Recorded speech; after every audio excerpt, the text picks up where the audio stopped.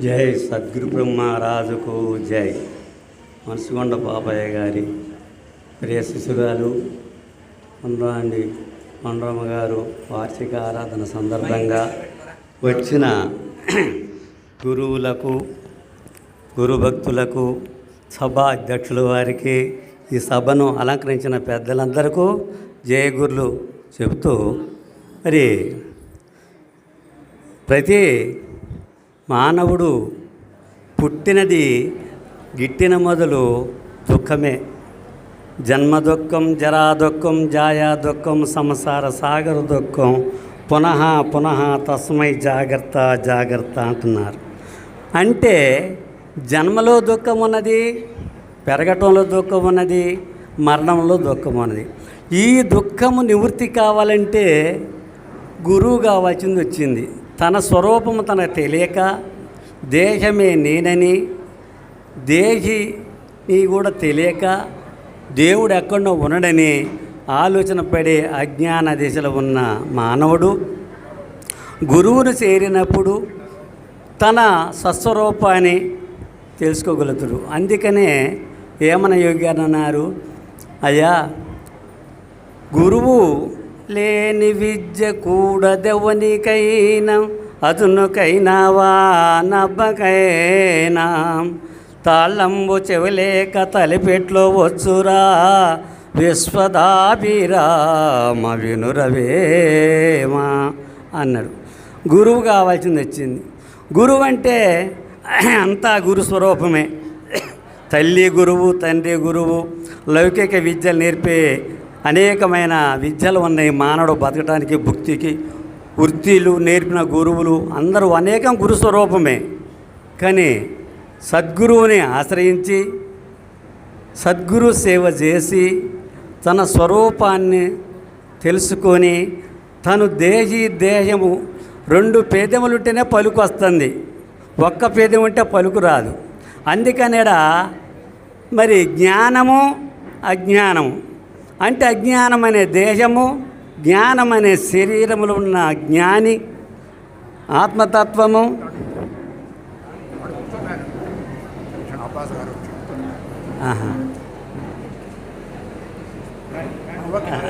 మరి నాకు అవసరమో చేయటానికి రెండు చేతులు ఎంత అవసరమో అలాగనే మానవుడు మరి జ్ఞానజ్ఞానములు రెండు కూడి శరీరము అయ్యి కర్మలు చేస్తుంది.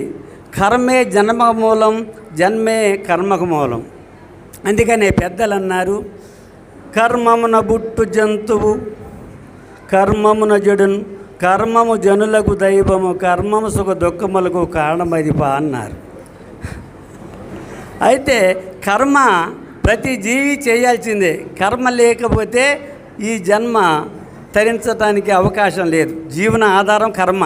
చూసేది కర్మే, వినేది కర్మే, తినేది నోరే, చేసేది చేతులే, నడిచేది కాదు. సర్వము కర్మ కలివ్యదం బ్రహ్మ. ఈ కర్మ జన్మకు మూలమైంది, జన్మ కర్మకు మూలమైంది. మరి కర్మ చేయని వారు ఎవరున్నారు? ప్రపంచము, సృష్టి అంత కూడా కర్మే కలివ్యదం బ్రహ్మ. కాబట్టి ఈ కర్మ అంటన మార్గము గురువుని చేరి ఈ కర్మ అంటన మార్గముని సత్కర్మలు చేస్తూ గురువుకు అర్పిస్తూ, కర్మరహితమే జన్మరహితము, కర్మే జన్మకు మూలం, జన్మే కర్మకు మూలం కాదు. కాబట్టి ఈ కర్మ మరి రహితం కావాలంటే గురువు కావాల్సింది వచ్చింది.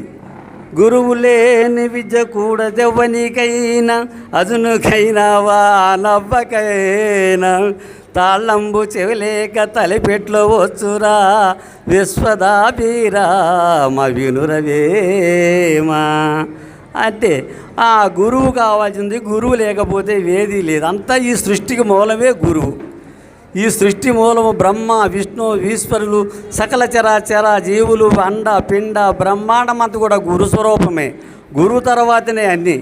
అందుకనే సర్వము ఆ గురుమయమే. అందుకనే ఫస్ట్ శ్లోకం అంటారు, గురురు బ్రహ్మ గురురు విష్ణు గురుదేవో మహేశ్వర, గురు సాక్షాత్ పరబ్రహ్మ తస్మై శ్రీ గురువే నమః. అందుకే గురువుకి అంత ప్రాముఖ్యత. గురువు అంటే శరీరం కాదు, గురువు అంటే సాకారము నిరాకారము ఈ తత్వస్వరూపము గురువు తెలియజేసేవాడు సద్గురుమూర్తి. అలాంటి గురువుని చేరి మరి ఆత్మ అంగ స్థాన భావ శుశ్రూషలు చేసి ఆ గురువుని పూజ చేసి గురువు దగ్గర తన స్వరూపాన్ని తెలుసుకొని తానెవరో దేవుడు ఎవరో విషయాన్ని గ్రహించి నేను లేనన్నదే నేను అన్నదే మాయ, నేను అన్నదే ఆ పరిపూర్ణమని తెలియజేసి తన భ్రాంతి తనకి మూలం. భ్రమేణహం భ్రమేణత్వం భ్రమేణోపాసక జన భ్రమేణ విస్ఫురభావత్వం బ్రహ్మమూలం మెదం జగత్తు భ్రమరహితం మెదం మోక్షం. భ్రమ వల్లనే ఇదంతా సృష్టి ఏర్పడుతుంది. ఆ భ్రమ అన్నిటికి మూలం. ఆ భ్రమే నువ్వు నేను సర్వము ఎరుకే. ఈ ఎరుక రహితమే జన్మరహితమని పెద్దలు మరి నిర్ణయం. ఈ అవకాశం ఇచ్చిన పెద్దలకు జయగురులు చెబుతూ నా ఉపన్యాసం మరి నిర్మించుకుంటా. జై అచల సద్గురు బ్రహ్మరాజుకు జై. అందరికీ జై గురు. మరిన్ని ఆధ్యాత్మిక రహస్యాల కోసం అచల బోధ, ఆత్మబోధ, భగవద్గీత, అలాగే పండుగల్లో దాగిన అర్థాలు అంతరార్థాల కోసం మరియు యోగము, ధ్యానము మొదలైన అనేక ఆధ్యాత్మిక తెలుగు ప్రవచనాల కోసం క్రింద ఉన్నటువంటి రెడ్ కలర్ సబ్స్క్రైబ్ బటన్ను క్లిక్ చేయండి. అలాగే ప్రక్కనే ఉన్నటువంటి గంట సింబల్ను నొక్కండి. అలాగే ఈ వీడియో మీకు నచ్చినట్లయితే లైక్ చేయండి మరియు షేర్ చేయండి. జై గురు.